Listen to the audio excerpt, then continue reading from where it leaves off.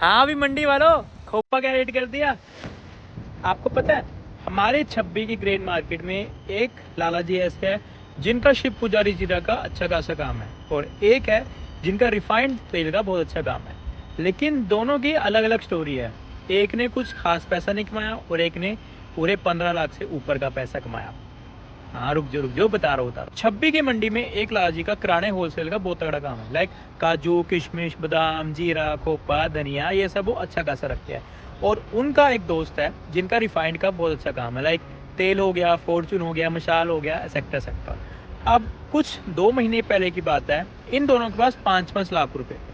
अब जो जीरे वाले लाला जी थे उनका दिमाग बिल्कुल दुकान में घुसा रहता था। मतलब उनको रात को भी काजू किशमिश के सपने आते थे। लेकिन जो दूसरे दुकानदार थे जिनका रिफाइंड का काम था, उनकी सोच मॉडर्न थी। उनको पता कि सिर्फ दुकानदारी से आजकल काम नहीं चलता, दुकानदारी सिर्फ खर्चा निकालती है। बाकी अगर ज़्यादा प्रॉफिट कमाना है तो बाहर इन्वेस्टमेंट करनी पड़ती है।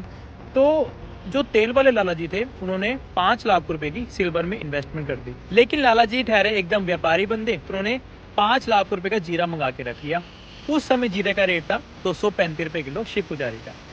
अब उस समय चांदी का रेट था 1,30,000 रुपये, और आज चांदी की कीमत क्या है वो आप सबको पता ही होगा, 3 गुना ज्यादा। मतलब 5 लाख हो चुके हैं 15 लाख से ऊपर। और जीरे की बात करूं तो जीरे का शिव पुजारी का आज का खुले का रेट है 265 रुपए किलो का। और लाला जी की बात करूं तो लाला जी ने आधा जीरा तो बेच ही दिया। अब उनके पास कुछ लाख रुपए का जीरा पड़ा है, और जो उन्होंने बाकी का जीरा बेचा उनकी पेमेंट अब तक नहीं आई है, क्योंकि सारा जीरा उधार में बिका हुआ है। और दादाजी रोज फोन करते हैं कि बाबूजी आज पैसे दे दो पैसे दे दो।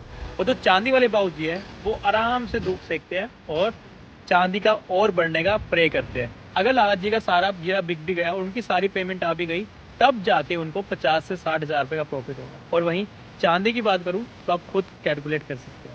तो इस वीडियो से मुझे जितने भी दुकानदार लोग, जितने भी लाला जी मुझे देख रहे हैं, तो मैं आपको एक ही संदेश देना चाहूँगा कि अगर आपको जल्द ही पैसा कमाना है या फिर अच्छे टाइम में अच्छा पैसा कमाना है और पैसिव इनकम जनरेट करनी है, तो दुकान से आगे बढ़िए।